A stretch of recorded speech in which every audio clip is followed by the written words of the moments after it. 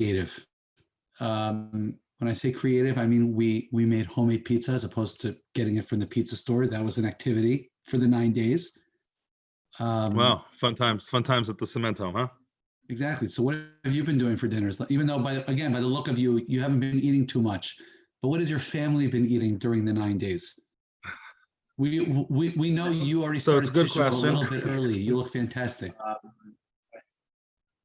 Thank you so much. That's so sweet of you. I'll tell you, it's a good question. I have been, I'm one of those guys who hates milchik so much, like I'm even willing to learn Torah to be able to avoid eating milchiks. But we manage fish. Like if you learn Torah, you're Makai in the midst of Shal Shudas. If you learn Torah, that type of thing. Yeah. Panim Chadashos type of svaras, things like that. But I'm very excited tonight. We have a very, very chash of a guest, and I'm even happier that we were able to chaperine and grab him quick. I mean, he was on top of my list to be able to get to speak to. He's here on the side, Rabbi Dr. Josh Joseph. The show is only an hour, so I don't know if I can get through his whole bio. We have a very, very, very serious and very deep resume over here. University of Penn, higher education management, a doctorate. I mean, he's a doctor. We're just rabbis, and I'm feeling a little bit something. But I'm going to bring him on. Because I'm very excited to talk to him, because I think what he's going on to do is heroic. It's huge. And I think we're all going to be the beneficiaries of it. So I'd like to talk to him about it. But we have to give him a little bit of a hard time, right? I don't think it would be okay. I don't think it would be okay if we wouldn't. I think our audience, which, by the way, thank you for those who are on with us here on Zoom. It's also live on YouTube, but I think our bigger crowd is here on Zoom, because Zoom is just so much fun. Can't get enough Zoom. And without further ado, I'm going to try to turn, hold on. I think this just says Josh, so I'm hoping it's the right one. I'm going to turn him into a panelist. Okay, so Rabbi Dr. Josh Joseph, if you are around, this is you. He's already going black and white already. Oh, he's coming on. Wait, unmute. I had to get into this measure, so Yeah. Me too. By the way, this interview was so exciting. It wasn't clear to me who's interviewing who. Is this? I was trying to see if I could maybe score. Listen, if you do well, we'll see what we can do for you. First of all, Rabbi Joseph, you speaking of losing weight, you must have lost 25 pounds. You look fantastic. Thank you very much. How much weight did you lose? You know what? I say it's not how much, it's the percent of body fat. And I have plenty of that. When you guys, Mirz Hashem, someday come close to even being my age, you'll understand that it's not about the weight, but it's about how much of that weight is, chocolate, milkies that you ate while you were in yeshiva in Israel, and how much golan you've had in the last recent months. Now, I will say, we could talk about silver linings in the pandemic. I miss golan, but the fact that I'm not eating zaitis on a regular basis, you could see, the ramifications. Yeah. I have. You look great. I have 5 pounds of that sauce, at least 5 pounds of that sauce. I have ran off. Thank God. Okay, so I want to. You mentioned. Is that under the OU, by the way? Grandmas and Golan. Is that? That's the third reference. The over-under, by the way, for those of you listening and playing at home, the over-under for how many times he's going to reference OU. I'm not sure how many times it counts with the background. I wouldn't pick the under. Yeah. I would not pick the under if I were you. That's all I have to say. Definitely so one second. Okay, so fine. One last joke? Can I get one more in? One last joke? What are we doing here? I mean, no. I mean, the day I had. I'm so excited to be here. Okay, so one second. So is it true that the reason that KAJ removed the hashgacha from Empire is because you joined the OU? Is that true? That's not. I made one joke about Red Lobster, and I don't know. Just you guys don't even know what Red Lobster is. You're not Red Lobster. Are you joking? Those are the commercials when we would watch, the Yankees play the Minnesota Twins. Come on, of course we know Red Lobster. Rabbi Ismach, take it away. You have a lot of Wait a serious second. questions. Rabbi to Ciment. Rabbi Yes. Ciment. You're talking about the New York Yankees? They're playing right now. I understand. It's the first time there's any sports ever in like years, and you guys have a show right in the middle. I'm here, And we appreciate it. First of all, let me ask you a question. One of the things I do, and we could talk about this later a little bit, but one of the things I do is I play fantasy sports, and I belong to the I hate fantasy it. baseball league called Kiner's Corner, and your friend Yoni Cohen, who got me in, told me that I had to mention it tonight on here. So now, Yoni, if you're listening, you better be listening, because we mentioned all you guys. Love you guys. I hope you're watching the game without me. First of all, Roy Cohen actually, I believe, is on watching us. But I just want to let you know, since you brought it up, I hate fantasy sports. How is it possible? How is it possible that, as let's say you're a Patriot fan, how could you draft a person who plays on the Dolphins? Or if you're a Yankee fan, how could you draft someone who plays on the Red Sox? You have to have allegiance to your team. In other words, it's just, I'm sure now it just doesn't make any sense to me. It never will. Are you a Yankees fan? So since I have a few things going on in my life right now, I only decided that I can only follow two sports in a very real way. So I actually cast baseball aside, and I'm a pure Miami Heat, Miami Dolphin fan. Period. Are you from Miami? I am. I didn't know this. This is. By the way, did you really not know that? I didn't know. We're the M&M boys. You're from Montreal, and I'm from Miami. We have a lot in common now. That's amazing. I love people from Miami. I just was listening to a podcast. One of my favorite people from Miami. This is a total name drop. Ismach, you ready? Name drop right here. I went to college with a guy who's from Miami, grew up Frum-ish, whatever, in a Frum community, and he's now the ambassador. Ron Dermer? Ambassador to the United States of America. He was a buddy. Ron Dermer? We were buddies in college, and really one of my favorite Miami people. So first of all, let me tell you about Ron Dermer. Ron Dermer played on the basketball team, the Hebrew Academy Warriors. When he was a senior, I was in 7th grade. He crushed me. He was a great ball player. He was fantastic. He was. Yeah.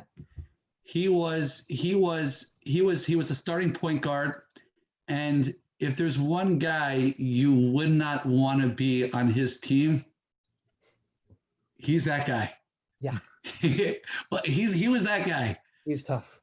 Yeah. He was a tough, but you know what? He's a great person. I remember, his brother was the mayor of Miami Beach, and we went to the same high school. His mother, I believe, is still alive and doing well. Esther, if I'm not mistaken.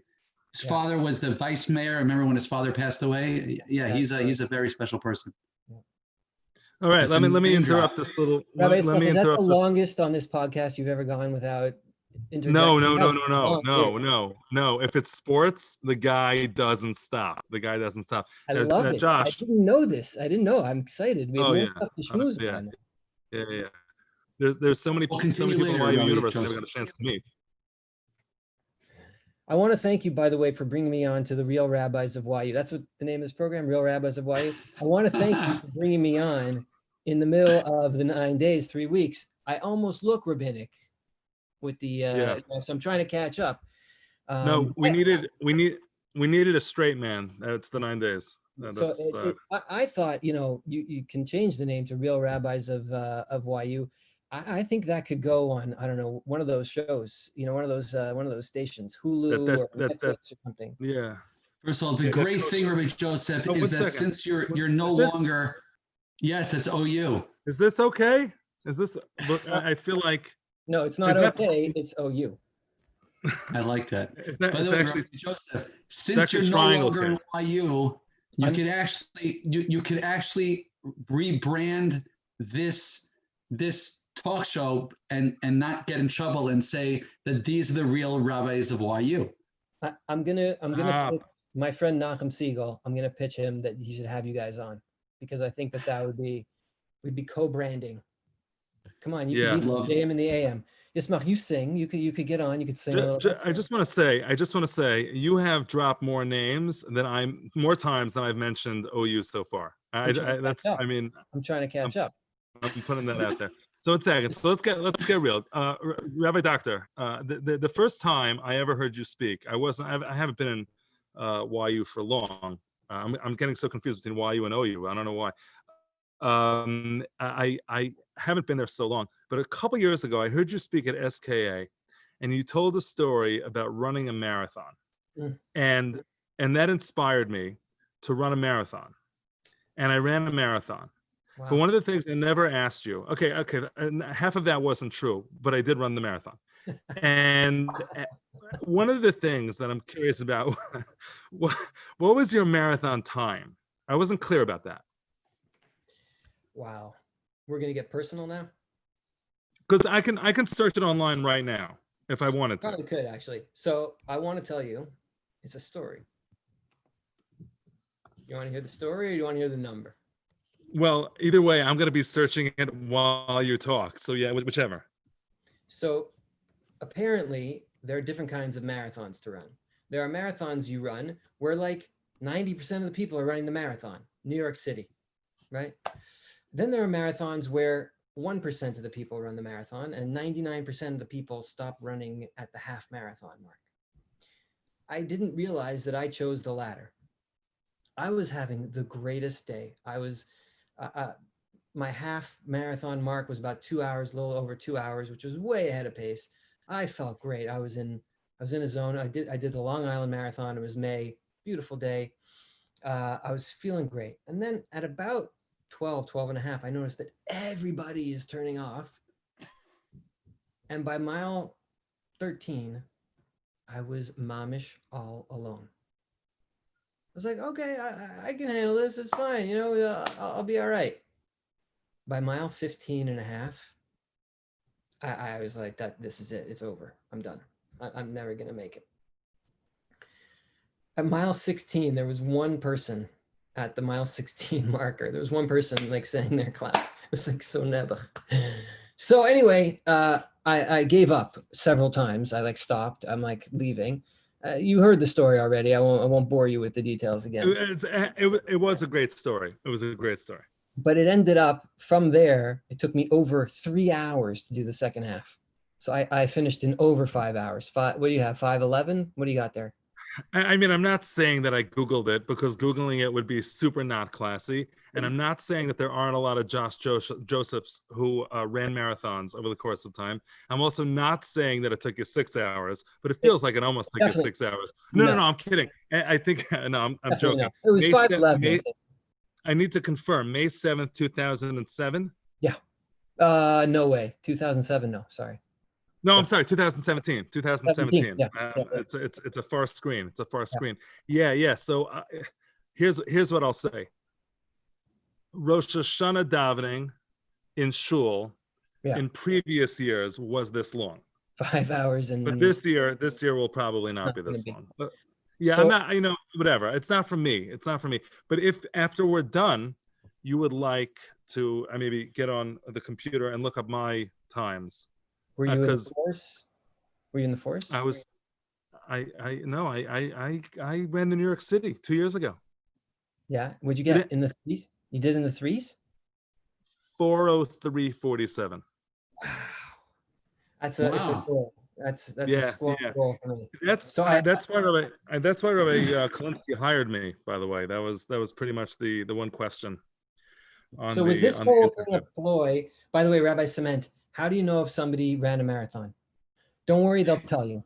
Don't worry, they will tell Thank you. Yes. Thank you. Yeah. So, by the way, you know that Rabbi Ismach comes in every day with his number, like 127250, like plastered, like right, like on his tie. 100%. So that's how we know. But I want to ask you a question. My first day of Shir. Hold on. My first day of Shir. Hold on. My first day of Shir. I walk into Shir. I'm a new guy. I've never been here before. I have this whole chevra of guys in front of me. I don't think I took more than 20 seconds. Hey guys, I'm from here. Oh yeah, I ran the marathon. Almost 4 hours. Tough 3 minutes. I once gave a shir on those 3 minutes. Those 3 minutes, 47 seconds. But yeah, go on. I'm sorry. What were you going to say, Rabbi Ciment? Here's the question, Rabbi Joseph. First of all, in all seriousness, it's a very, very big schus to have you on with us tonight. Thank you. There's no question about it that you've done tremendous things at Yeshiva University, and now you're taking your talents not to South Beach, because I'm from Florida, but you're taking your talents to the Orthodox Union, which perhaps might be the most recognizable Orthodox institution in the world. And now you're going to be leading that institution, which is tremendous. So here's my question, and Rabbi Ismach, I think you'll appreciate this as well. My question is you know, when Rabbi Berman came, to his role as president of Yeshiva University, so he spoke and he gave 5 Torot.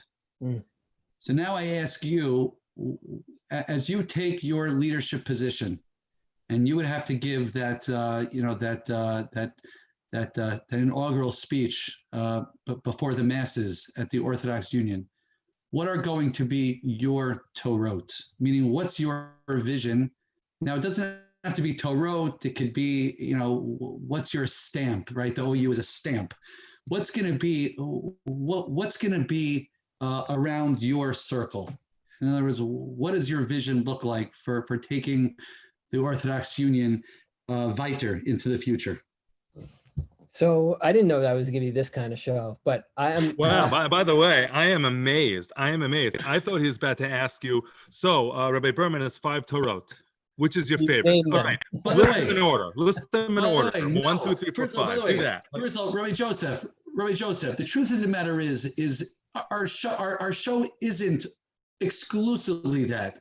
But at the end of the day, if we have a chance of getting, and Rabbi Ismach and I were talking about this earlier today, we firmly believe that like I said, you might be, and this might sound like it's a little whatever, you might be, at the end of the day, the most powerful modern Orthodox person leading an institution in the world today. You don't think we're going to answer that question? Come on.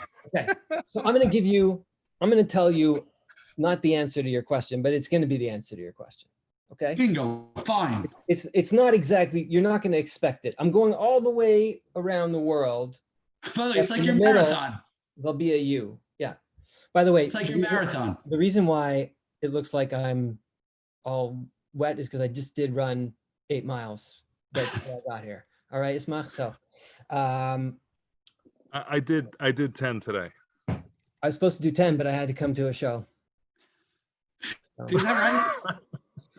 I know. I walked a bunch of them, but whatever. With my wife, and that's a mitzvah. Okay, go on. I'm sorry. You walked, and you're counting that? No, only because you said it. I'm sorry. Go on. I apologize. Oh my God, Rabbi Ciment. So let me tell you. I just hope this answer doesn't take as long as your marathon did. Well, that's what I was worried about. He said he was going all the way around. That's what I was saying. So this morning, before my alarm even went off, 6 o'clock in the morning, I got, and you guys are rabbis, so you understand this, I got one of those text messages that you don't want to get. Somebody I'm very close with. Just to rewind a little bit even before that, so you know, my wife is a 4-time cancer survivor. And she's the strongest person on the planet, and people are like, wow, that's terrible. And I tell them it's not terrible. She's survived 4 times. Like it's amazing. It's an incredible story. But because I talk about it, and I'm very big on making my vulnerabilities known and talking about these things in our community, when sometimes, especially in where I live in the 5 towns and more the writer side of the community, people don't like to talk about these things. But I've become a place where some people will call me or reach out. My wife is somebody people call if they're going through it. And I often, if the spouse will call me, to say like, how do you deal with this stuff? And so I got the call this morning about somebody who I'm close with, who last night, in the middle of the night, they decided the spouse is at end stage cancer, Rahman al-Islam, and they're stopping the treatments. And this person texted me like, can you come with me to the cemetery. I need to find a plot of, I don't know, I'm a young person. I don't know anything like how to do this stuff. That's how my day began before I was even awake this morning, before my 8 ounces of black coffee. That's how the day began. And I looked at my calendar, as I do usually, and I saw that I was ending the day with a run and then you guys. I want to explain to your listeners why I was excited, not because it's the Hawk and the real rabbis and all that stuff, but I want to tell you why. The fact is that both of you, in your own very different ways, you make me smile. Rabbi Ciment, every time I've ever seen you, it's like a hug. You give me a hug. Amish give me a hug. I don't know if we're going to be able to do that anymore in social distance, but we will. The smile and the hug, it's warm, it's love. I just feel love. And Rabbi Ismach, you crack me up. Like, you make me laugh. You laugh at me. People actually think sometimes, like Rabbi Ciment, like, oh, you're a big modern Orthodox rabbi, I'm the opposite of that. In fact, my first thing I did to go at the OU was, IT people are all upset with me. I made my email address. You know how everybody has, it's your first initial, last name, whatever, your social security number, 2 digits, whatever. I told them I want josh@ou.org. Wow. Can't be, I'm like, it can be. I run IT at YU. I know it could be. So I understand it's important to have our leaders, but Yismach, you make me laugh at me. You laugh at me. You bring a smile. You make me feel love and warm and happiness. And I think, to answer the long way around, to answer your question, Rabbi Ciment, one of the most important things that I hope to accomplish at the OU is to make not only the programs, the incredible things that they do. I mean, I thought I knew what the OU was before I started doing my due diligence, and I was scratching the surface. Yachad?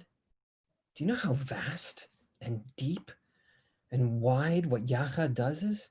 NCSY? JLIC?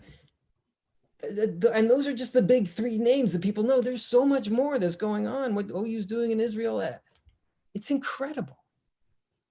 So to make that warmth, that Warmkeit, that heimische, lebendig feeling that you guys give to me, the number one thing, to work at the OU, to be at the OU, to be involved with it, to be involved in the programming, to have that kind of heartzig experience.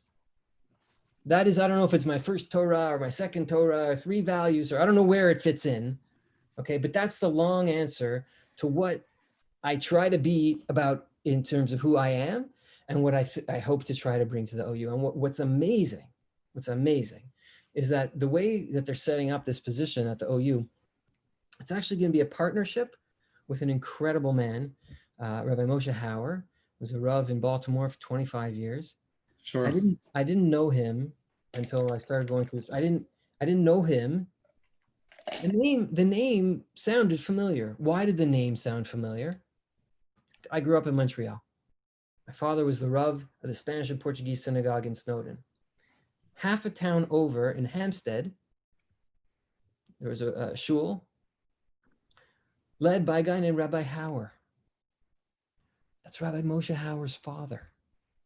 He grew up half a town away. Now, we're not the same age. We definitely in different circles grew up. But here is somebody who the whole world, I missed him for my whole life. I'm not going to say how many years because I try to play a lot younger than my age. But he's amazing. He's humble. He's emotionally intelligent. The heart's like a guy, like everything. And so when I was talking with him about this is what who I am and what I would kind of bring, and he was like, this is great. It's a partnership. And the whole idea that it's a partnership, that's also part of the glory, that it doesn't have to be one person and, I'm the boss and everything goes through me. And not saying that about number ones, not everybody's like that. I'm not trying to say, but the whole model of a shared leadership, a partnership, kind of like Ismach and Ciment. I bring love that. it. I want you to know, by the way, it really sounds inspiring.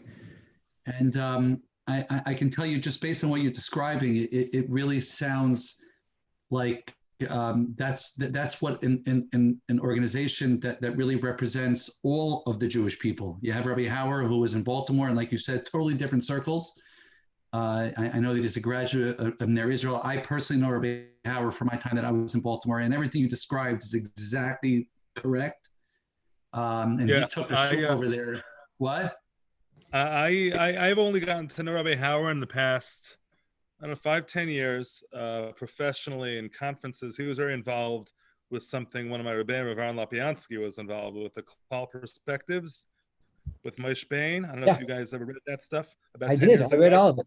So they had this like little conference for like little rabbis, and I was there, and I got to meet the whole panel. It was the Klal Perspectives, like Shabbaton, and I got to meet him for the very first time, and we kept in touch ever since. I was very excited to hear about his ascension in the OU, and Josh yours as well. So let me go backwards a little bit, back to not to OU, but back to YU. You know, you've been here for 15 years. 15 years is a long time. 16. And Are you, I'm you're sorry.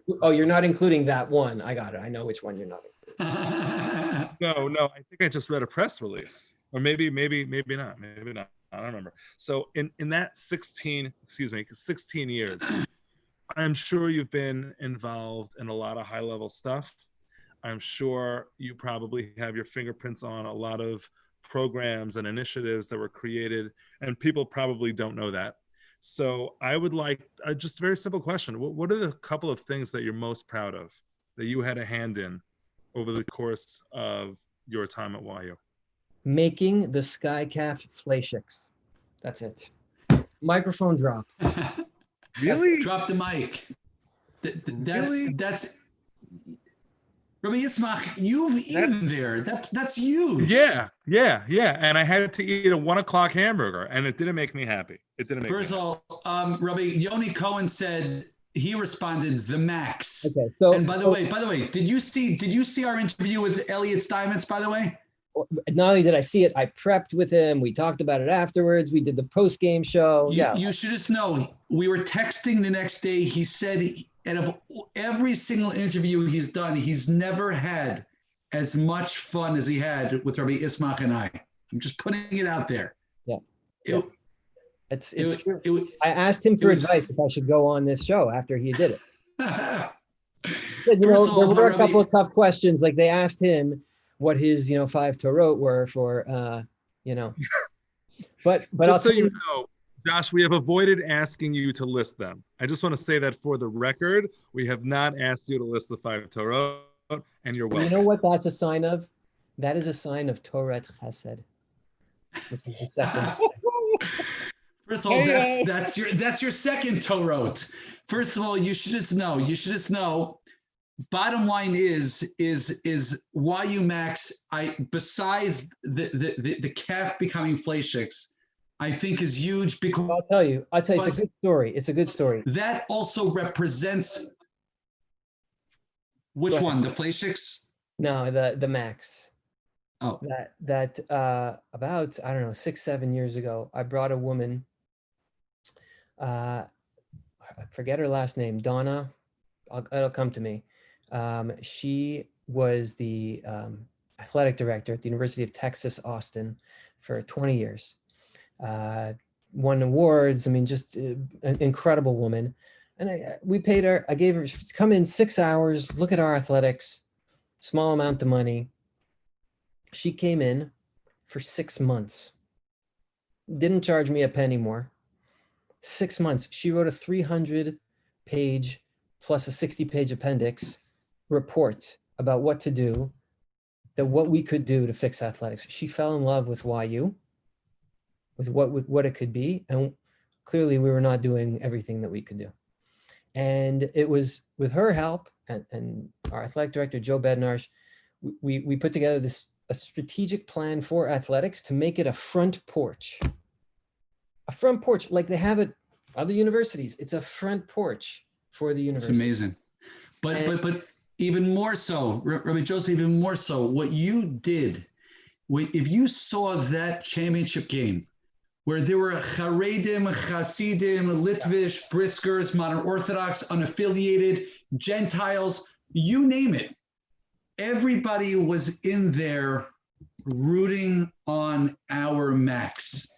That was, even saying it, I get the chills. That's what you're going to do at the OU, where you said you're bringing all different types of people together and give them a little bit of warmth. Donna Lopiano, by the way. Sorry, I just wanted to say, I wanted to give her credit.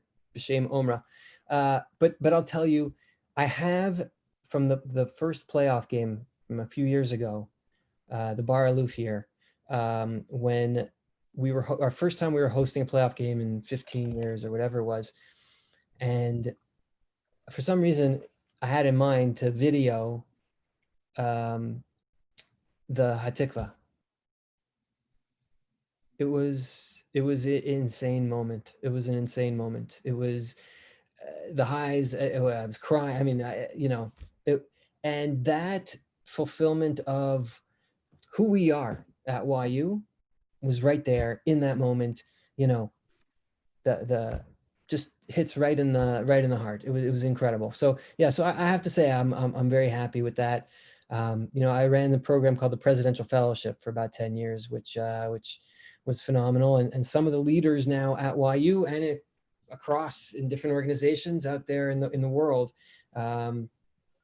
major doctors and lawyers, but also, in the Jewish community, presidents of shuls came through that program. And that for me also was definitely a top 10 piece of what we did. But I'll tell you, what it comes down to isn't necessarily the programs and the successes of those kinds of things. For me, it always comes back to the people. Powerful. The people at YU, you guys don't know. I don't know if I didn't go to YU undergrad. I did smicha at YU, and that makes three of us. Yeah. So it was a different kind of place. It was a different kind of place. And in the last, 15 plus years, it's become a place you want to be. There's an excitement. I know it's not perfect. I'm not trying to say that. It's funny. Every few years we do a survey of the students. Every couple of years, every 2 years, satisfaction levels of like, how's it going at YU? What do you think of YU? And we never publish the results. And we don't publish results because we don't think anybody will believe them, because people are happy. The satisfaction ratio and quotient is usually 76 or 81%. It's in that range. And everyone's like, I can't believe that. We had so many complaints and this, that, the other thing.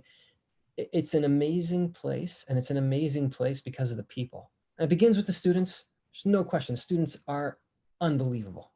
I give credit to them. I give credit to the recruiters for bringing in the right people.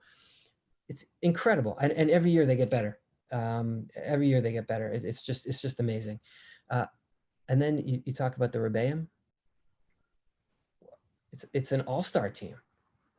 It's an all-star team. It's just one after the. Who do you choose? Who do you choose? Whose share do you go to? Whose share do you not go to? How do you choose? It's just one after another. The faculty, I over the years, people talk about the administration. I love that when people talk about the administration, especially the commentator, like as if we don't have a soul.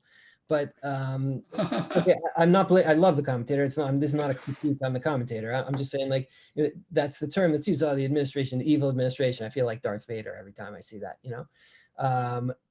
But I have incredibly deep relationships with faculty members and deans, and these are superstar people. Which, by the way, there are many on that are watching right now. We know Rabbi Kalinsky's watching. Jerry Mansdorf is watching with us.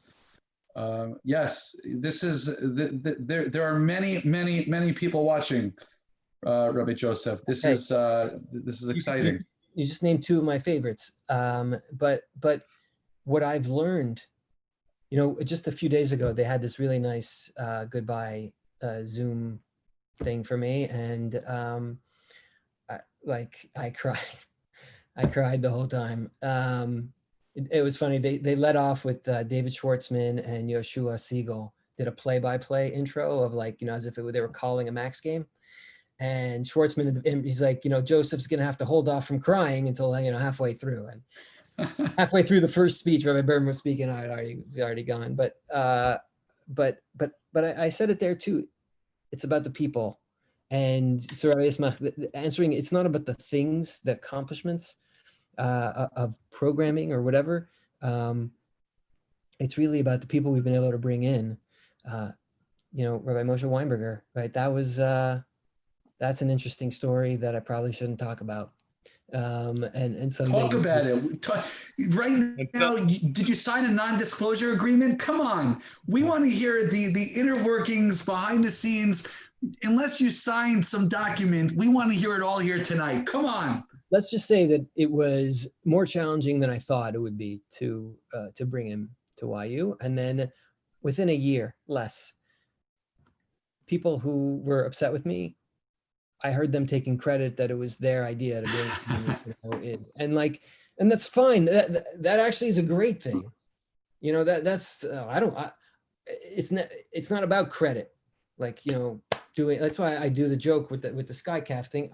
For me, the ideal is for my fingerprints not to be on it, right? For other people to get the success and because Baruch Hashem, you can't see him. He's lying on right behind me. This is the guy that gives me all the love that I need. My little Caleb, my 3-year-old golden doodle. Yeah, I said your name. Yeah. Love that. Can we see Caleb? He's in the basement. Don't bother him. He's in the basement. Yeah. Come on, Caleb. Did you see him jump up? I don't know if you can see him. Yes. All right. I love that. Oh my gosh. There you see him. Woof. Big boy. So it's about the people. That's really, and you talk about gerrymandering. So if you talk about Rabbi Kalinsky, Miktsas Rachel Bafanav, but I remember Rabbi Kalinsky, we were just talking about this the other day, 2007, working in the Center for the Jewish Future, running YU Connect. And now he's the Dean of Undergraduate Torah Studies. Amazing. Okay? True. Amazing.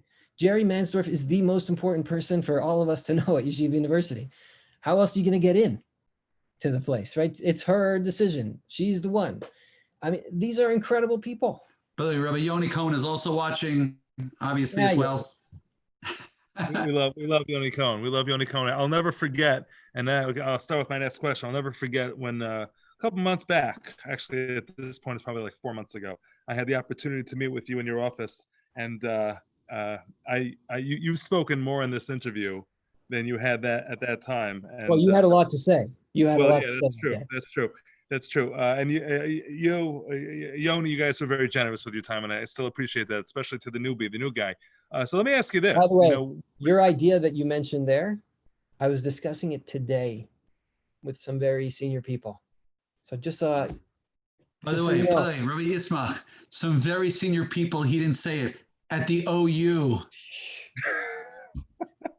where he's starting a ping pong club so that he can get athletics. I'm starting a basketball team. I'm starting a basketball team. Yeah. By the way, very senior people at the OU. Now at the OU, it's now he's referred to as the very senior people. I don't start. You're the guy now. I don't start at the OU till September 1st. I'm still at YU. So, you can say that you got rid of me already, but you still got me for a few more weeks. So, hey, we love it. Well, not after this episode. Not after this episode. We're not done with you yet. Okay, so here's my question for you. Maybe I should say not after this question. Those were your greatest I have a fly. I'm upstate. You have to understand why I have a background. The reason I have a background, I'm going to do a great reveal. You had a reveal of a I think that was a dog. I don't know. It was a dog. Yeah. It was. But I have behind me, I'm in a basement. I'm in a basement. This is a sukkah. I'm going to keep it this way because just for disclosure and transparency. This is one of those pop-up sukkahs because behind the sukkah, I have a painted wall because one day we gave our kids spray paint cans in this unfinished basement and they did what they did. So I'm just going top there a little bit. You can see a little bit. Yeah, exactly. I'm going on naturel. So here's the question because we're about to all do some revealing and go on naturel. Those are your greatest successes. What were the greatest challenges and institutionally? Like, what do you see as the greatest challenges that we, the She'eris HaPleita, those who will remain, are going Thank to you for be translating. tasked with? Thank you. I appreciate that. Thank you. For the audience, Rabbi Dr. Josh, for the audience, what will we be left with? What should we have in our minds going forward? I mentioned this the other day too. So in the last few By the weeks, way, clearly, Rabbi Ciment, we were not on that tribute because I'll tell you, because we thought it would be bad to feel bad after a tribute and then do this interview and come in with the punches. We just felt bad about that. So we just couldn't. We're not punches. Yeah, I'm waiting here. I'm waiting. We're not done. We're not done. Okay.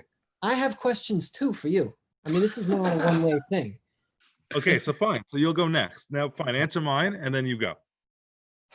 I think we don't tell each other that we love each other and appreciate each other enough. I don't think that. I know that. In the last few weeks since my announcement, I've gotten emails, text messages, phone calls from people I didn't even knew who I was, or that I spent time with. Beautiful, like heartfelt, wonderful messages. And I'm to blame. I'm not blaming them for only telling me now 16 years later. I don't know if I've ever said something to that person. I'm like, wow, that person's amazing. Right? That person is amazing. Like what they do and every day, and like I'm in awe of what they do. And I think because we can say it's Corona now, or difficult financial times for higher education and YU in particular, it's too easy not to show our appreciation for each other. And I'm not saying every single day you have to validate and pat everybody on the back, every little thing, and everybody gets the trophy at the end of the day and all that. Even though when I was Little League coach, I did give a trophy to everybody for everything. But I think people. Well, I think first of all, Rabbi Joseph, if what you're saying is, obviously it's true, if that's your truth, but so maybe one of the complaints that perhaps some of the undergraduate Torah studies students have is that unless you're like a guy in the YP, the other programs might feel inferior to those programs. Maybe if it's shown from the top, that sense of camaraderie, so maybe it would filter down to the students on campus. At the end of the day, and that is what's beautiful about Yeshiva University, is that you can have contact with the most religious and irreligious person and everybody in between on the same campus. And this is an unbelievable opportunity to just show love and affirmation for all types of Jews. So maybe if the students saw it on top, it would filter down, or maybe not. I don't know. I'm positing. I don't know if what I'm saying is accurate. Maybe you want to elaborate on that as well. I want to echo as the new guy, right? So I've only been there, if you think about it, the fall, and then about a month and a half of the spring. But one of the most overwhelming, I think I shared this with you, Rabbi Dr. Josh Joseph. I think I shared this with you when we met.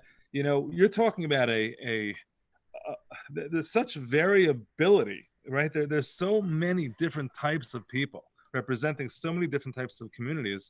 Honestly, it's not an anomaly. It's actually Klal Yisrael, right? Like, we have an opportunity to model things at Yeshiva University that can theoretically now be taken as a microcosmic experience and then magnified to the entire Jewish world. We have that opportunity to set the stage, to learn the language, to figure out how to relate. And a lot of these things, I think, I see as tremendous promise. Truth is, it could be this is being done. It could be like, I don't even know, I'm new. But I find it as such a fascinating, there's not a yeshiva in the world like it. There's just not. And that's a good thing. That's a good thing. And we don't always lean into that either. We don't always lean into it. I think, we sometimes are looking over our shoulders at what the other guys are doing, and that's also good, Kinaso from Tarbach Chachma, and that's also good. But we don't lean into our diversity in Torah, our diversity in approaches, and we sort of, look at ourselves as L'chein hayinu be'einehem, sort of how we think other people are perceiving us. My son is at YU, he's a junior. Really? By the way, did we know that Rabbi Ismach? He's not in my share. And where is he? He's in Rabbi Orlean's shir in Mechina. And beautiful. Could you please give him our numbers that we want to give now him a hug? He would. It's going to take more than me saying something to him in order for that to happen. But we could talk about that another time. But Rabbi John Green, has been his big supporter. Dean Sugarman. I mean, people have gone out of their way to help him, and Baruch Hashem for Mechina and Baruch Hashem for Rabbi Orlean. He's great. He's a great man. It's learning Gemara, but it's in Mechina, and there's no other place that he could have done that. There's no other place. My number 2 guy is going back from Yirtzeh Hashem Shana Bet to Ashrenu.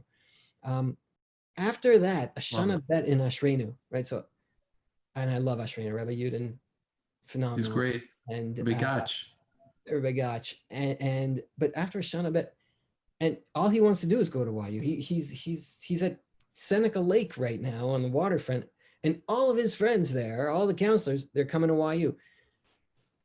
I'm not saying I know. My guess is that that's not a YP crowd. Right. And that's great, because we're all part of this umbrella called Klal Yisrael. That's awesome. And in fact, the rest of the world is going to look at all of these guys and say, oh, they're YU guys.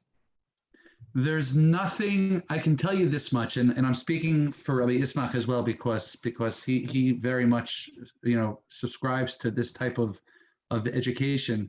There's nothing more gratifying for a boy, quote unquote, that wasn't necessarily so diligent in his Talmudical studies. Again, he wasn't necessarily in YP, so that wasn't at the forefront, and especially, in the type of shir that I give. But to have my students' wives and husbands get on a video chat to ask halachic shailas, or to just have a 10-minute chavrusa on the phone, I mean, we have trained them to develop meaningful kisharim with rebbeim. We've given them a platform to feel like they belong, and they become leaders in their respective communities. I mean, it's just, there's absolutely, and Rabbi Ismach, I know you agree with me because we speak about this all the time, there's no greater nachas. So everything you're saying is so on target. It's just, it's astounding what Yeshiva University is able to do in that way. Now, first of all, what I want to ask you is do you have visions of collaborating, of connecting the OU and YU in programming, or do you have a vision of somehow, I have the tagline. YOU. Why? First of all, but in terms of leveraging, in other words, leveraging Yeshiva University and what we have to offer, and just it expanding YU and the OU, because everything you've described, and it's so refreshing that's 25 years ago, 15 years ago, I don't think any of, organizations or institutions, it was just institutions, and we forgot about the people. In other words, it was just this concept. And like you said, what you enjoyed more than anything is developing the relationships with people and helping people, nurturing people, all the programs that you mentioned, in terms of NCSY and Yachad. In other words, Yachad now, I mean, taking a child that never, or adults that never had a place, and now they're beyond ecstatic. Matter of fact, I know that. I'll tell you this, get practical. You talk about partnerships and strategic partnerships. NCSY ends at the end of high school. Now JLIC begins, but JLIC, and I mean, this is obviously. I just want to say we don't have a lot of time left, and if you have anything for us, I got questions. Now is time. Now is the time to do so. But these strategic partnerships, maybe there's a time.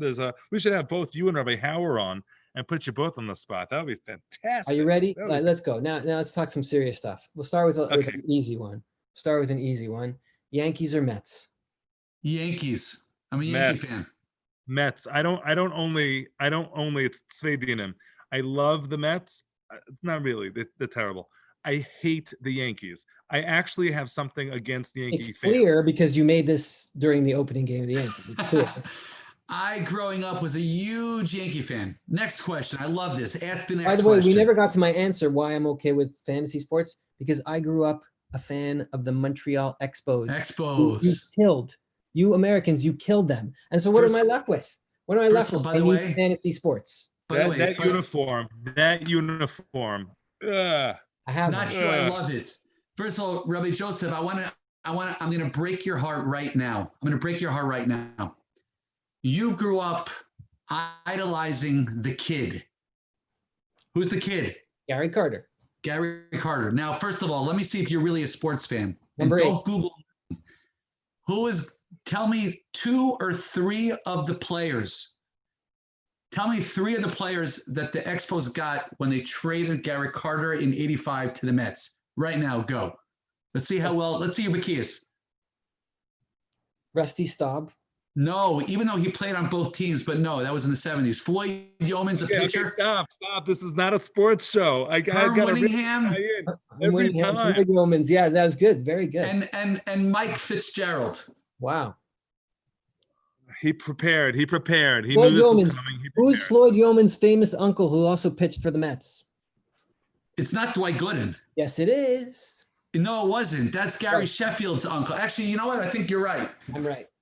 First of all, it's a good call. But I want to break your heart with Gary Carter. Rabbi Ismach, just hold out for 1 second. By the way, when we talk sports, I'm a whole different person, by the way. I've never met this Rabbi Ciment before. One second. Person. Should I get you? I'm going to get you guys a breakout room. Wait. Rabbi Ismach, just hold on for 1 second. Come on. If we took him away from baseball, we have to make him feel. Fine. I'm just going to do something else. Okay. So listen to this. Listen, you were talking about marathon for 12 minutes. He didn't want to talk about that. He couldn't care less about that. He was being nice to you. Okay. Now listen to this for 1 second. Only after he heard my time. Then he was being nice. So Gary Carter played for the Montreal Expos. I had a friend who grew up in Montreal, and he went as a boy with a yarmulke and tzitzis. He went to get an autograph from Gary Carter. I heard this from his mouth. It happened to him. Gary Carter turned to this boy and said, "I don't sign autographs for Jews." And he walked away. I have his autograph. Were you wearing a hat or a yarmulke? I went every summer. We had something called Grand Slam Baseball Camp, which was this Montreal Expos. The Expos used to come to our camp. Yeah. And I won most improved player. And he was there, and I won a lifetime supply, which is just one case of 7-Up. That was the greatest thing. And he was there, and he signed something, and I have a bag with his signature on it, his autograph. By the way, 7-Up is the most improved soda. 7-Up. I haven't had 7-Up in probably 25 years. Racing I don't think stripes. I've seen 7-Up. Racing stripes or cotton? What is that? Tzitzis. Is that like a Canadian Football League football team? Tzitzis. I'm asking you, are you racing stripes guys or cotton? Cotton. Cotton. Okay. I once did racing stripes, but I did the white ones. Okay, first of all, Rabbi Ismach, now you ask Rabbi Joseph a question. Meaning of the similar ilk. Okay, you know what? I'll ask a question. Now, this is going to be really, really difficult to answer. But you ready for this? You're the one who brought it upon yourself. Rabbi Berman or Mr. Joel? First of all, it's Dr. Joel to you. Rabbi Ismach, how good was that one? It was good. Yeah, but Josh, you walked into that. You walked into You that. did. First of all, don't answer that. The answer is they're both fantastic. Yes. Yoni yes. Cohen. Yoni Cohen just answered. Don't answer. So I mean, of course, it's like choosing between your children, or like choosing between your parents. I have a favorite child, though. By the way, just so it's clear. Caleb. Your favorite child is Caleb. 100%. Knew it. This is my part of the segment, so I'm not going to answer your question anyway because I'm asking you the questions. Okay, go. Yes, We go. have a few minutes left. So next, name the largest. I'm talking now, Kate. Name the biggest Yankees fan. Biggest Yankees fan. Ready? Of the following: Dean Fred Sugarman, former professor of biology Carl Feit, Luis Santos, who fixes all of our computers, Plata in security. You have to rank them 1 through 4. Who are the biggest? Carl ones? Feit is number 1. No. This can't be a thing. This is the thing. Like this can't be something that could be. I'll give you one. Come on. Plata is a Red Sox fan, so he's at the bottom. If you were Obviously. yeah, done. I Number think you went in reverse order. Dean Sugarman is number 1. That's right. Okay. Yeah. All right. So you know something. Very good. All right. Another one. Before you wore your black velvets, I got the yarmulke. Before you wore the black velvets, I used to have like this little teeny weeny little srugi with my name. I still have it actually. That's a girl on NCSY summer made with Josh. Really, that's why you took the OU position. That's why you took the OU position. Moish Krupka. He wants a lifetime supply of yarmulkes, like it's like 7-Up. So you want to know what our yarmulke of choice was? Yeah. Okay, Rabbi Ismach, do you want to answer that one first? Yeah, I know your answer. We're velvet lifers. It's false. First of all, no, not until honestly, I wore a I wore a when I was suede. very little. Yeah, it's true. I wore a suede. By the way, these are Joseph. These are great questions. I prepared. What do you mean? I prepared. Okay, if you could teach in another program, not BMP, which would it be? Wow. Great question.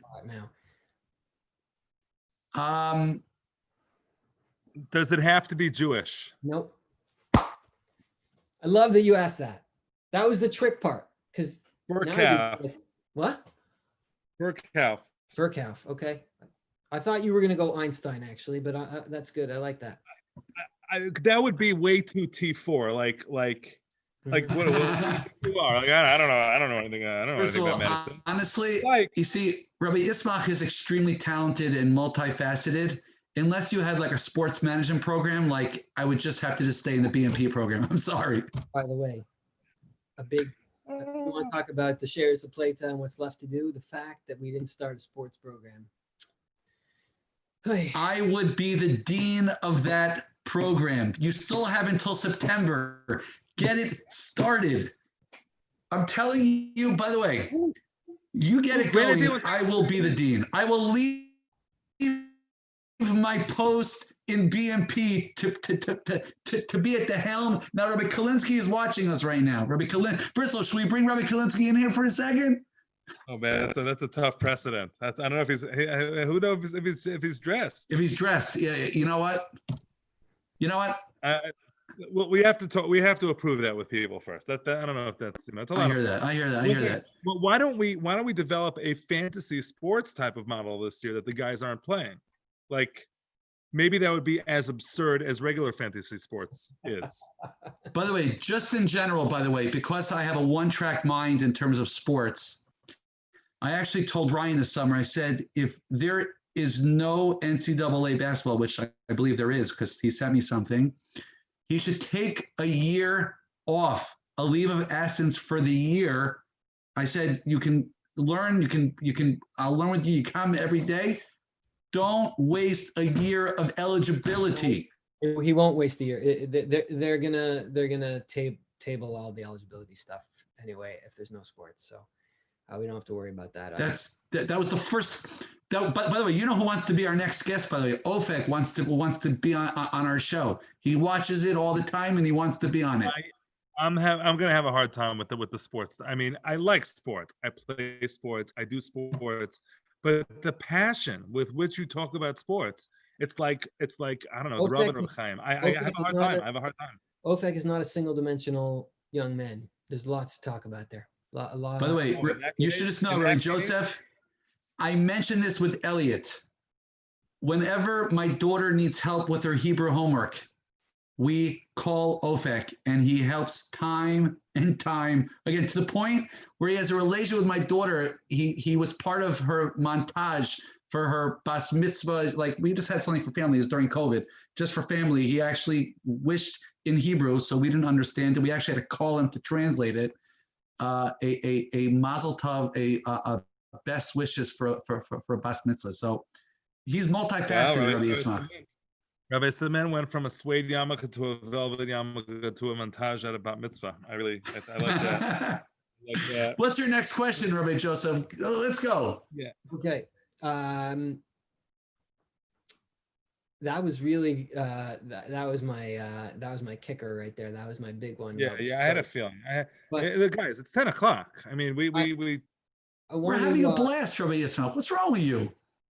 It's not. What are you, like Michael Jordan? Will you abruptly retire? Like, what's wrong with you?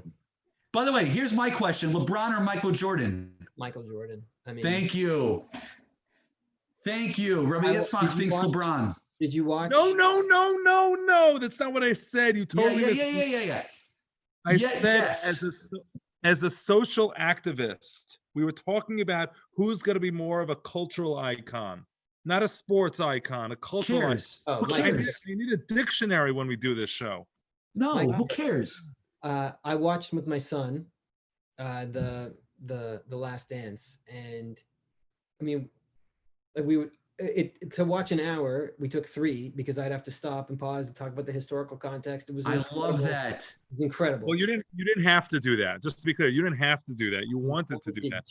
I wanted. By the way, you should just know the reason why I loved, and my students and I, we argue about this all the time. The reason why I loved the concept of the Last Dance is very simply because today's fan doesn't understand the godless, the greatness of Michael Jordan. After this Last Dance, I've had people, Talmidim, who I've argued about this ad nauseum, come back and say, now we understand what you were talking about.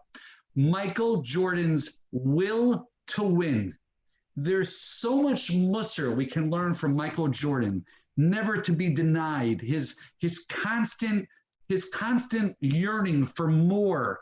I mean, this is like Ohev mitzvos, lo yisva mitzvos. He was never, it was never enough. I mean, you can go on. By the way, the greatest all-time story of Michael Jordan. Just because you can go on does not mean that you need to. I will just say this. The reason I love The Last Dance is because I was Shana Bet that year. And I literally missed that season. Like, I didn't even know. I was we didn't have the internet like all the guys have, and the Netflix and the things that, and the phones. I had no idea what was going on that basketball season. So all of this drama and all the Pippen stuff and all the I didn't know anything. So this is fantastic. That reminds me, one of my questions. Actually reminds me of 2 of my questions. Which yeshiva in Israel did you go to? Rabbi Ismach, you answering that one? You go first. You go first. So I actually had the great fortune. I think, if I'm not mistaken, Rabbi Joseph, you spent 4 years in Israel, correct? I did. Yeah. You were 4 years at Gush. Yeah. So I was 4 years also in Israel, 2 years in Or Yerushalayim and 2 years in Beis Israel. Wow. Base is the place. Base is the place. I've never been in a room where I totally got outshined by not being in Israel enough. I was in Israel for 3 years. So I'm embarrassed to say that in Greyneck, because Shana Bet is the 4-letter word, right? So Shana Gimel, like I did some college courses. It's so hard to just even talk about. I went to Merkaz HaTorah for 3 years. Yeah. And then I went to Silver Spring Yeah, that's the whole story. That's the end of my story. How was Silver Spring? That's an amazing place in and of itself. Oh, it's a great. I mean, why I ended up there, how I ended up there. It's an amazing story. The college worked out really well. I was able to get a degree at Maryland pretty quickly, but you can't do that anymore, guys. Stay in YU. YU is amazing. Sorry. And actually back then I was looking for like a Rabbi, somebody who I could connect with, somebody whose hashkafa was tolerable, was in line with not the way I'd already thought, but the way that I had believed one should think, and some other heroes of mine had thought. So that's why I ended up down there, and it was a huge schlep, huge, terrible. It was like I was dating every weekend. I was literally driving up and down from Maryland 25 weeks in a row. But as I always tell people, I wasn't there for very long. But when people ask me why I learned, I say there, because I taught in like a Hebrew school. He encouraged me to do like all these crazy things. But that's for when Rabbi Ciment interviews me. Well, first of all, just for the record, Baruch Hashem, now you wouldn't have to make that trip because the Rebbeim who are building those kisharim, i.e.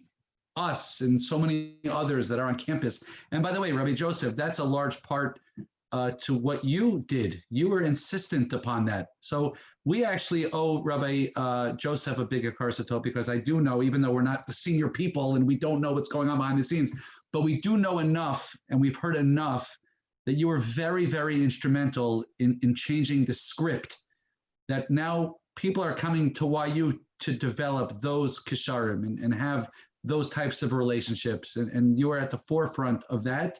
And I'll with tell Rabbi you, Penner, Rabbi Kalinsky. So we've done it well. Rabbi Joseph, thank you. We've done it well for the men. We have not yet completed, as your wife will tell you, doing it well for the women. And Well, she's doing great things on that campus. I'm just giving my wife a shout out. She's doing awesome things. by herself. She's lifting up the whole thing. And Baruch Hashem. Baruch Hashem, I'll now tell you this. I'd rather take the LIRR than the Cross Bronx, just saying. But, whatever. We can make that work.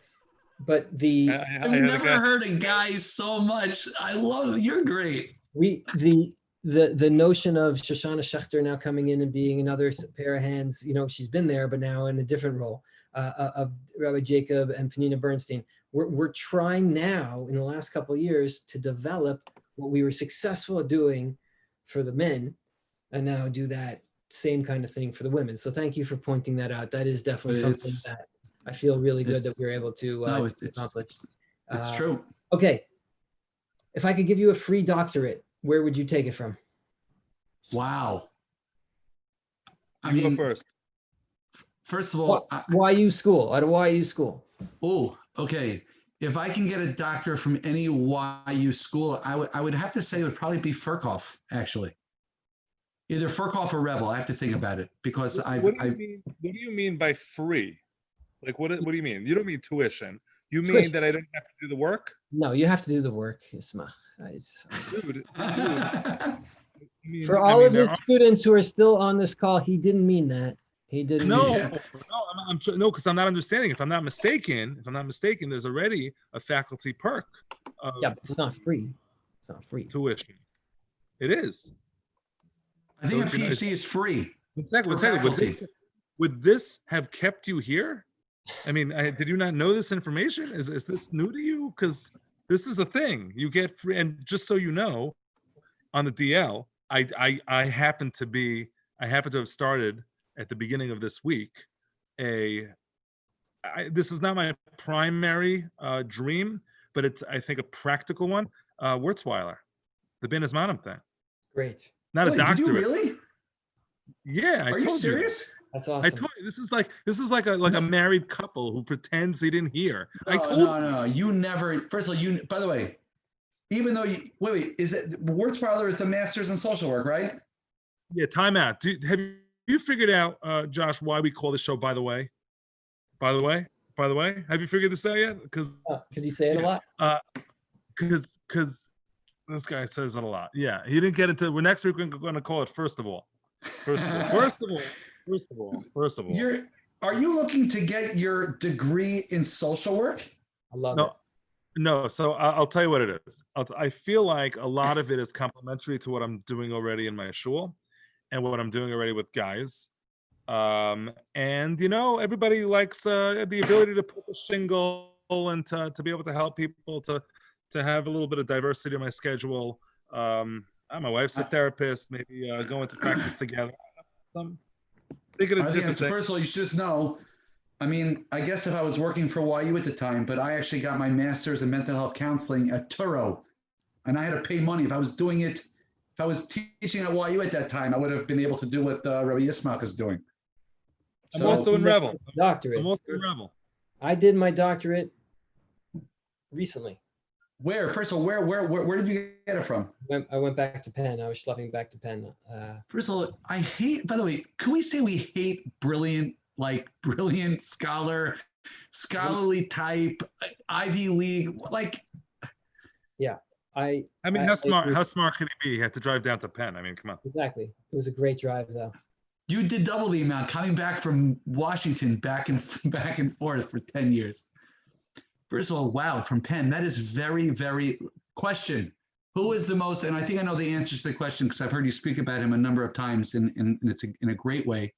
Most influential person in your life. You cannot talk about a parent, anybody but a parent. I think Shmuel Ismach. Wow. Most influential person. Very good question. I would have to say, and this is not an answer to your question before, one of those people is Richard Joel. One of those people is certainly Rav Aaron Lichtenstein Zatzal. That's why I heard you speak about a lot. Yeah, Rav Yehuda Amital, talk about a partnership also in incredible ways. I mean, those were incredible experiences. A professor of mine, this is also a name drop, Ismach, so I guess goes in that book, a guy named Frank Luntz was a professor of mine at Penn who Republican pollsters on TV all the time and has to this day remained a very important influence on me. But there's so many. I mean, first of all, let me ask you a question. Just tapping into what you said about President Joel. Rav Rosenzweig and Rav Schechter. I mean, I don't even know how I don't know them yet. How did President Joel, in other words, if you would have to describe in one way that he, and by the way, what he did is just also astounding. I mean, in terms of, building different buildings and programs, and he's just such a talented person in terms of the way he conveys ideas and thoughts, and he's a wonderful orator, etc. But how did he influence you? In other words, one word, not more than, give me one word in how he influenced you. We had a debate. I can't give you, the word is savor. And he drove me nuts with that word. I can't use the word in human sentences because he's always asking me, did you savor? Are you savoring? Drove me crazy.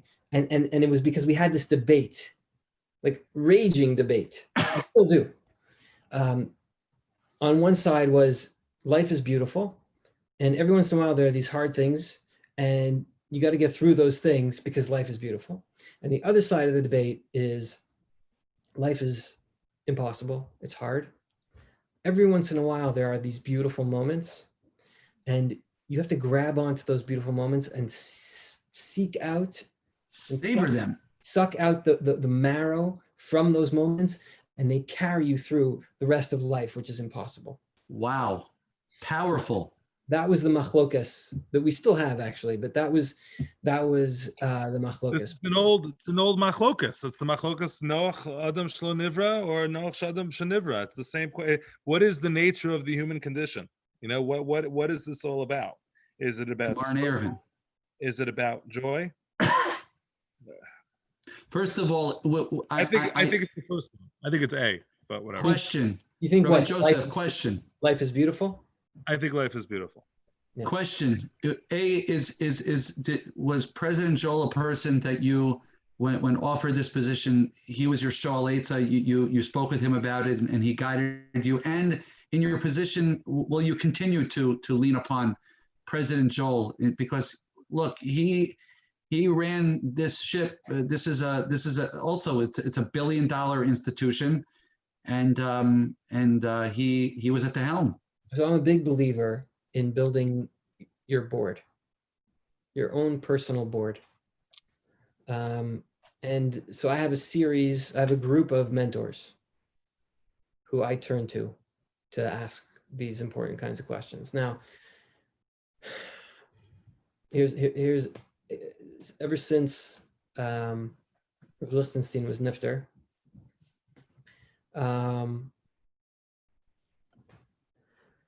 even though I love Rav Schechter and Rav Willig and Rav Rosenzweig, who was my Rebbe at YU, and Rabbi Neuberger and Tursky, there's so many.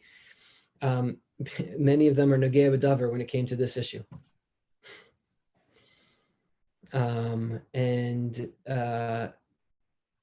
So it was difficult not to have that person outside of YU who you can talk to about, inside Things going on at YU. Inside of YU kinds of things.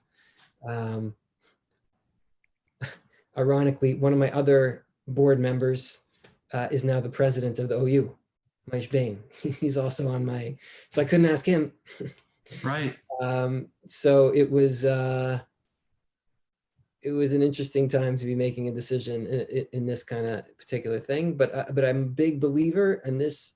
For your students, your talmidim, you should have a Rebbe, and I happen to be a believer in Das Torah. I even though I'm modern Orthodox and all those things, but I do believe that asking a rabbi and having your person who you go to, it's just from a psychological perspective, reassuring and helpful for somebody who has the whole picture to be able to help you with these things.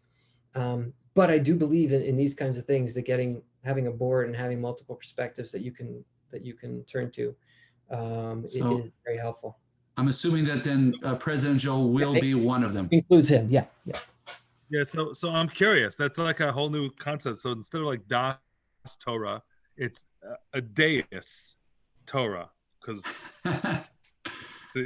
see what I did there. Yeah, that's fascinating. That's fascinating. I want to be sensitive to your time, Josh, because if you're the type of guy who puts a run in a calendar, because I try to do stuff every day, but I don't put it on my calendar. So if you put a run in your calendar, I want to know what did you have scheduled for your 10 o'clock hour? Well, first of all, Rabbi Yoni Cohen said, continue going because there's a rain delay. Rabbi Cohen is having the blast with this. So there's two things I'm missing right now. Dinner, which is a problem. And I realized this in the middle of my run. I missed both breakfast and lunch today. So I ran on an empty stomach, which is just in the middle of this now we know the weight loss technique. In this humidity, that's just not smart. So I was literally. One second. Is the problem that you won't eat OU foods? Is that why you're not eating that? Right. Whatever I eat, kosher. Right. Isn't that how it works? I'm just asking. No, but you started off the show by talking about the fact that there's no meat now, and what do you eat? And I'm trying to be as much as possible, dairy free, casein free, gluten free, especially during the week. I'm telling you, I've never seen you look like this. I'm going to give a shout out. So my running coach, a guy named Shlomo Schreiber, lives in Far Rockaway right over here. He has me running 5 days a week. He has me running 150 miles a month. He yells at me if I miss something, if I do too fast, if I do too slow. Amazing. So he's been my guru. And the fact is that I'm not in the car 2.5 hours a day. So I'm exercising. Right. And I'm learning Torah. So first of all, I remember many years ago when President Joel was at the helm and you worked side by side with him. It was such an inspiration that both of you would be learning the Chavrusa in the base medrash. I know that it resonated. It made a statement. Now I don't know how long it was, how many days, how many minutes, how many hours. Even just being there for 5 minutes with a Gemara open, learning side by side, that already puts into context what you are doing. You know what we learned? My favorite parak in Shas. Am I allowed to say that? Are you allowed to say I have a favorite parak in Shas? Does that make me a loser? I don't know. Whatever. Well, it depends what parak. The fourth parak of Brachos. That was going to be my guess. I was going to guess Tfilas HaShachar for sure. You have it written all over you. Love it. I love Tfilas HaShachar. I love it. I could learn that. It's a small, short parak. Is It's- that what you learned with President Joel? 3 times. I love it. I love it. I heard that they also went to Rabbi Ciment. She doesn't want to take credit. They also went to Rabbi Ciment's share 3 times. Who? The Chavrusa. Yeah, I'm saying the two of you, like, By when the you were way- learning. And yeah. Rabbi Ismach, here's another little thing. Yeah. If it doesn't go in my calendar, like ask Yoni, he was like, because I put these things in my calendar and like Yoni can see my calendar, and I put it private because I'm embarrassed that I have to schedule. If it doesn't go in the calendar, it doesn't happen. So I put in like a block of 2 hours so I could go running. So he asked me, he texted me, like, what are you doing now for the next 2 hours? Like, what do you have? I'm like, I'm going running. But if it doesn't go in the calendar, I don't end up getting to do it. So so my 10 o'clock slot was eating dinner. That takes a lot of discipline to, okay, my calendar says things all the time, right? I have people who ask me to do things all the time on this device. That doesn't mean I do it. So it takes a lot of discipline, and that's that's incredible to hear. I wish I had that level of discipline, that if it went in the calendar, I went and did it. I'm not there yet. Yeah, I highly recommend that the 2 things: 0 inbox on email, and keeping to your calendar. Those 2 things Wow. govern my life. I believe in both of those things. I have not yet been able to pull it off. I want to ask you a question, Josh. Josh, you keep telling me you're this elderly individual who clearly has a lot of wisdom. Can you be on my board? Anytime. I'm on. Oh, I've never said no to anyone. I've tried to say no to people. right. What was that? Now you tell me you've never said no to anybody? Forget it. That's it. I would quit. love to be on your board. How about that? Oh, yeah. Wow. This is- Honestly, I just feel like there was like a shit up that was just, it's like a baseball game and a guy gets down on his knees and asks her to marry him type of thing. Yeah. Like that's literally what it felt like just right now. Like the score, like, will you marry me? And everybody's clapping. That was so nice from me, Ismach. Except for that one in the bloopers where the guy gets down on the knee and you see her going like this. Yeah. She runs in the other direction. Like that. I remember actually seeing that actually. But in this context, Rabbi Ismach, Rabbi Joseph said, yes. No, no. He said, yeah, of course. I would literally do this for anyone. I mean, anyone. So thank you. No, he wouldn't. He would not do it for anyone. I would not do it. I wouldn't get in the calendar. You're saying I would not get in that calendar? Mashiach comes tomorrow. Where are you living in Israel? Wow. Oh, man. Wow. By the way, Okay. I just want to put a disclaimer. Before last year, I was not in Israel for 23 years. What? Hello, you know what I make, Rabbi Joseph. You know what my salary is. I don't actually. Oh, no. I thought it's your summer connection. No. MK. What? Naturi Karta. Got it. If I were to live anywhere. I don't like the question. I'll tell you why I don't like the question. Because I feel like when Mashiach comes, I'm hoping that there's certain things that are going to be different. Where if you ask me right now, where would I move? That would be one question. But I'm hoping in some sort of idealized, non-Rambam-esque sort of world where things are better than they are now, then I feel like my opinions about people and about division and about things would change.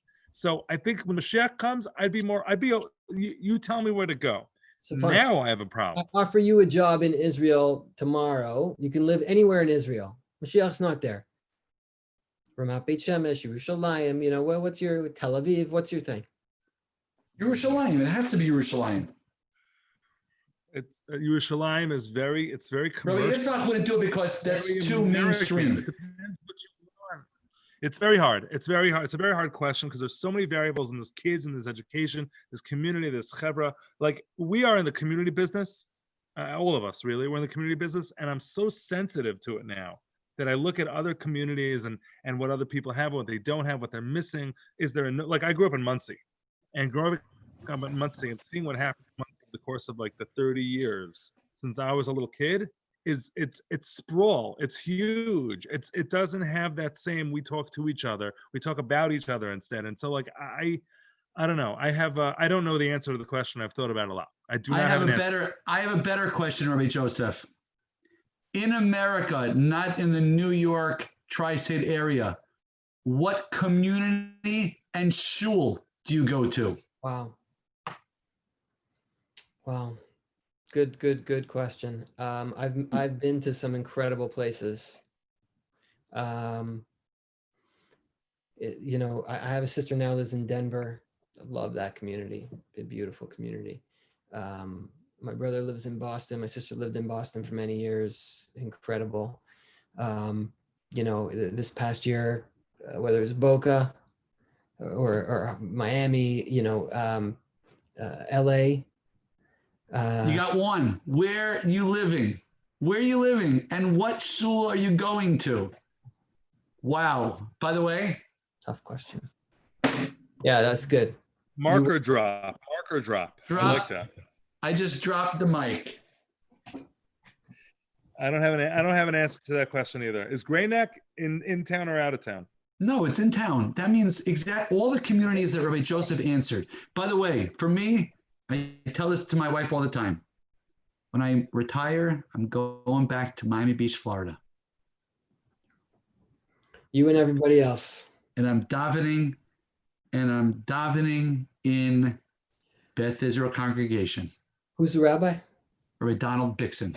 Rabbi Bixon. Love Rabbi Bixon. That's the shul I grew up in. He wasn't the Rav there, but I have such fond memories of growing up out of town. It wasn't like it was today. There was one restaurant. Everyone went to the Hebrew Academy, the co-ed day school.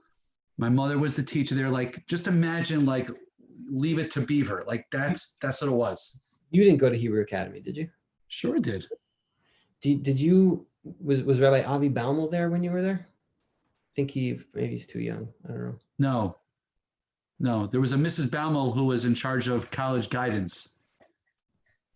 Really, it's such a small world that you were in school with Ron Dermer. Yeah. He's a very special person. Yeah. Okay. Oh, Have a wonderful night, Rabbi Joseph. One second. This is the last dance, right here, right now. So I want to leave you. I will leave you with a story, an important story. So at the beginning of this year, in November, the Max basketball team was in Los Angeles. Sure. For their first games of the season. Beautiful Shabbos, lots of high school students around. It was incredible. Motzei Shabbos, we go play against University of California School Occidental.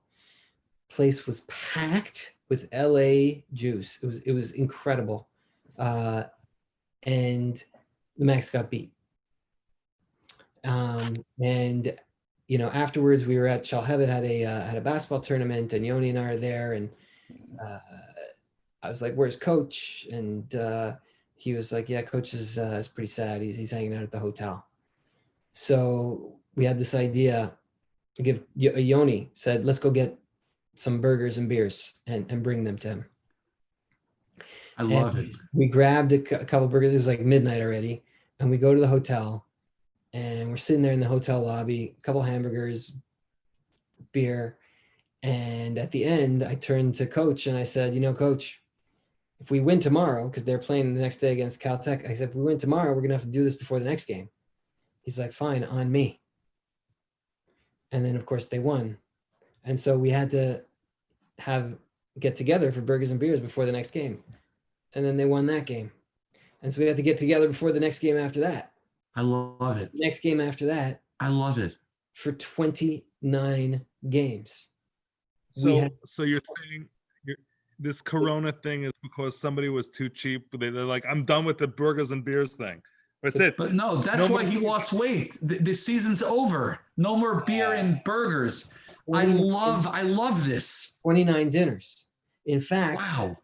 We went for 30 the night before they went to Virginia to play their Sweet 16. We would have won, by the way. And we would have won because we had the burgers and beers.